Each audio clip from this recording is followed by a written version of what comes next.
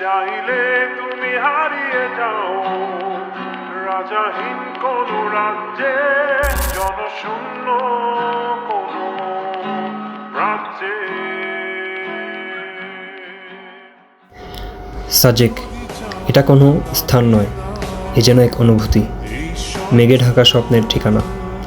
পাহাড়ের বাঁকে বাঁকে ছুঁয়ে থাকে নীরবতা, যেখানে শব্দের চেয়ে আবেগের ভাষা গভীর।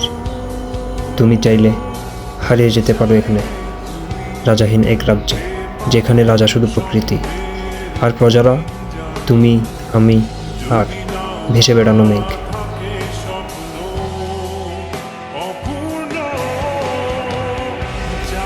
সাজেকে গেলে সময় থেমে যায়, আর হৃদয় শেখে কিভাবে নিঃশব্দে প্রেমে পড়া যায় পাহাড়ের।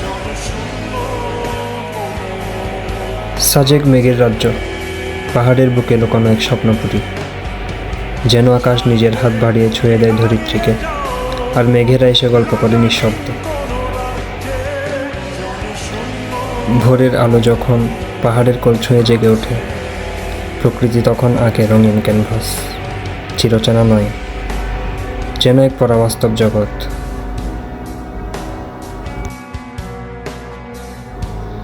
পাহাড়ের পথ ধরে গেলে হৃদয় হারিয়ে ফেলে নিজের ঠিকানা, কারণ সাজেকে এসে মানুষ নয়, প্রকৃতি নিজেই কবি হয়ে ওঠে।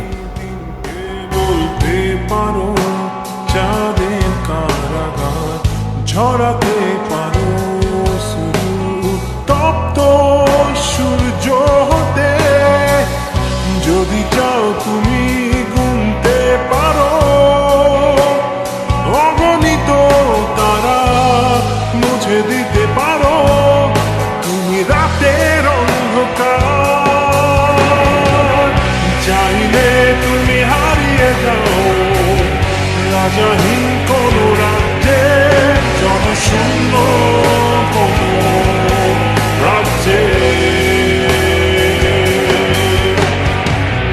চাইলে তুমি হারিয়ে যাও রাজাহীন কোন রাজ্যে, জনশূন্য কোন রাজ্যে।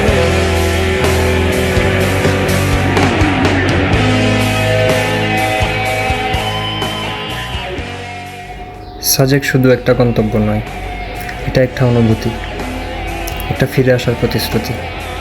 সাজেকে এসে মনে হয় হারিয়ে যাওয়াটা এক ধরনের পাওয়া। এই ছিল সাজেকের গল্প, যেখানে প্রকৃতি আপন করে নেয় আর মানুষ নিঃশব্দে প্রেমে পড়ে যায়। সাজেক ভ্যালি, যেখানে মনও মেঘ হয়ে উড়ে বেড়ায়। একবার গেলে মন বারবার ফিরে যেতে চায় সাজেকে।